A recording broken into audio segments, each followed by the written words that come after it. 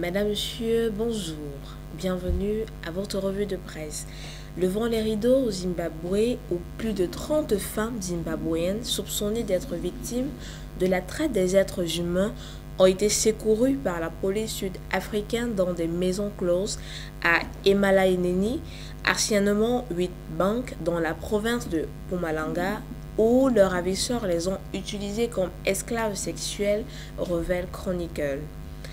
The Herald informe que le gouvernement prépare un autre rajustement salarial pour les fonctionnaires afin de les protéger contre les hausses de prix injustifiées que les entreprises continuent d'imposer. C'est ce qu'a déclaré le ministre des Finances et du Développement économique, le professeur Tuli Kube, dans une interview accordée vendredi au National Sports Stadium en marge de la journée de solidarité de la SADC contre les sanctions imposées au Zimbabwe par les Occidentaux. Il y a un problème systémique affligeant l'architecture de sécurité du Nigeria, au-delà du financement de l'armée, de la police et d'autres institutions paramilitaires que les trois branches du gouvernement doivent travailler en synergie pour trouver une solution durable à la sécurité, ont déclaré des experts, titre Daily Trust.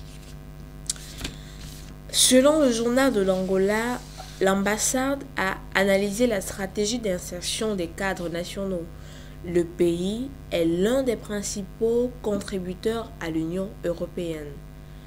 L'industrie aurifère de la Sud-Africa subit de plus en plus d'attaques de la part d'armuriers lourdement armés dans leurs usines de transformation à la recherche d'un accès facile et lucratif en métal qui se vend plus de $700 par kilogramme, informe Business Day. Toujours en Afrique du Sud, un comité de sélection controversé a lancé plus de 270 millions de dollars d'appels d'offres à des entreprises triées sur le volet dans le métro de Buffalo City Metro en seulement 3 mois, révèle Daily Dispatch. Au Cameroun, plus de 500 milliards de francs CFA de créances sont compromises, titre le journal Le Jour.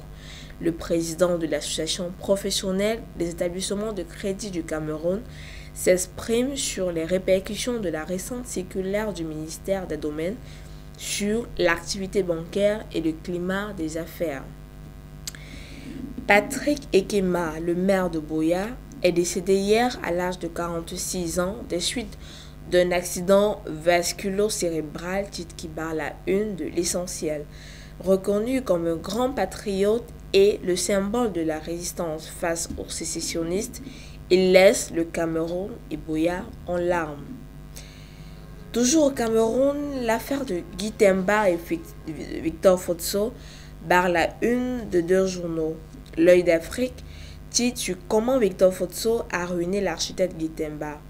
Vision économique, quant à lui, caractérise Victor Fotso comme étant un prédateur.